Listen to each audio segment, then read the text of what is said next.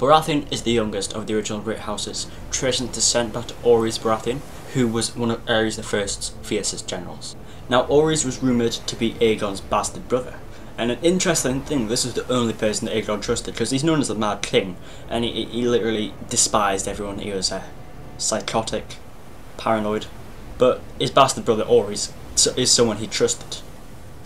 Now Orys rose to the ranks of all things, and finally became Hand of the King. And that also increased the relationship between Aegon and Orys, making them stronger, and making the Targaryen and Baratheon alliance begin, and it would, in time, become a really strong relationship.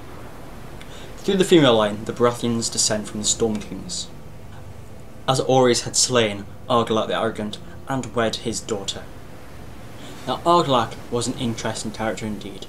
He was said to side with Tyrosh, Lys and Myr initially, but when Aegon conquered the realm and he broke the Volantis kind of treaty, he totally disregarded all that he believed in and sided with Aegon because of his sheer power and because he had the upper hand in every regard really. He had dragons, he had a bigger army, or at least after the rebellion he had a bigger army. Not during the rebellion, not before the rebellion, but afterwards. Many people kind of sided with him because he had won. Now Harren the Black, who we've discussed in the Greyjoy video we did previously, was building Harrenhal at this point. And this is when Argilac was kind of afraid of Harrenhal and afraid of Harren the Black really. So he was kind of staying away from him while he was building his castle. So what Argilac did is he proposed an alliance with Aegon in order to kind of rid himself of Harren Black and kind of sort of like a bodyguard service for Aegon at least. So like Aegon would have his guards look after Argilac. And the way he did this is he wanted to build a buffer zone in between Harren's land and his land. Now to finalise the relationship that he was trying to build between Aegon and his house and his safety, Argilac said that he would give his wife, or like give his wife's hand to him, so his daughter would marry Aegon. But Aegon, as you probably know, didn't love her, he loved someone else, so he said, no, I'm not going to do it, you can marry Orys, my half-brother, instead. And Aegon saw this as kind of a good thing. It was almost like an honour for him to like say, you can have my brother's hand in marriage, but you can't have mine. But they thought it was an insult, and what they did is, the messenger who sent the message saying that they can have Orys' hand instead, he cut the hands off that person. And he cut the guy's hands off, and he sent them back to Aegon saying, these are the only hands you can receive. And that was the relationship done really. Now this is probably one of the key points when Aegon went mad, because he took this as an even bigger insult, and he told all the kings of the Seven Kingdoms, and he told all the kings of the Seven Kingdoms that there will be only one king, and all the people who bow down and kneel in front of him will keep the land, keep all the titles, and be able to live. People who don't, and get their nuts chopped off. Orys adopted the sigil and words of his wife's ancestral line. The line of the Storm Kings dates back to the Age of Heroes, to a legendary hero known as Duran, and he was known as the God's Grief. And most of the houses in Westeros do descend from legendary heroes. According to legend, Duran earned the love of Eline, daughter of the sea god. Her divine parents forbade them, but Duran still wed. In vengeance, the gods killed his family, destroyed his keep, all on the wed night, and left him with nothing.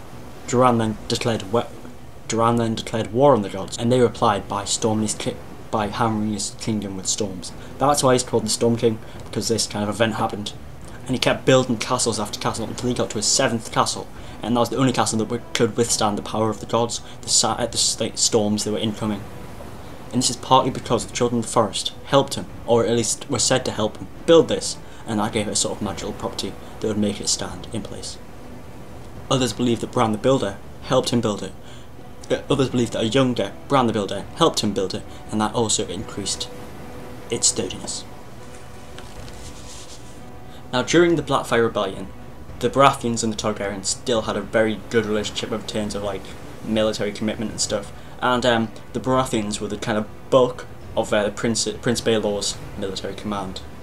Princess Rhael Targaryen married into the Baratheon line, giving birth to Lord Steffon Baratheon, and that's where they intertwined and became even stronger than before. As you probably know, that didn't last, because Steffon's son was Robb Baratheon, and he was part of Robert's rebellion, obviously because of the name, and he rose up and fought against Aegon and his forces at King's Landing. Eddard Stark was also involved in that. The Baratheons and their bannerman were instrumental in the conflict, but many other people joined in with them. There was the Tullys, there was the Starks, and there was House Arryn. And eventually, after the whole thing subsided, House Lannister did come in, but as you know from the last video I did, they came in quite after the battle, and it was a kind of decisive victory. They waited to see who was going to win, and they only sided with the winners, because that's how Tyrion wanted to play it.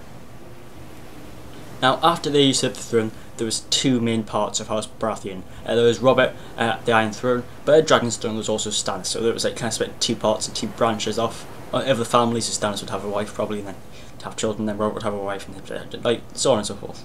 During the Greyjoy rebellion against Robert's better judgment, Stannis went and kind of used all the forces to defeat the Greyjoys. So there you have it, that was Light Lord Baratheon. Hopefully you enjoyed this episode, and I'll see you next week on another Light Lord Game of Thrones.